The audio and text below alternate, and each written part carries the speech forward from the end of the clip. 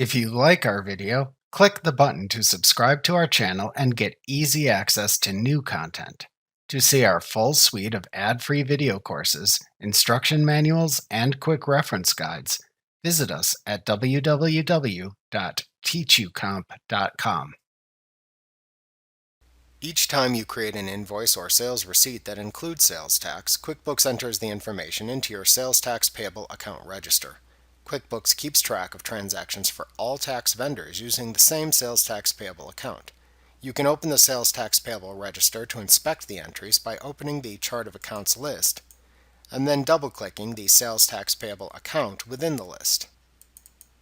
Each entry in the sales tax payable register represents a single tax transaction. Taxes you record on invoices and sales receipts appear as increases to the account's balance, and payments you make to tax agencies appear as decreases to the balance. The ending balance of the register is the current tax liability. Some transactions within this register may have the same invoice number shown. When you record two sales tax items in the same invoice or sale, often when using a sales tax group, the register makes a separate entry for each separate tax collected. Remember to click the subscribe button to see more of our videos.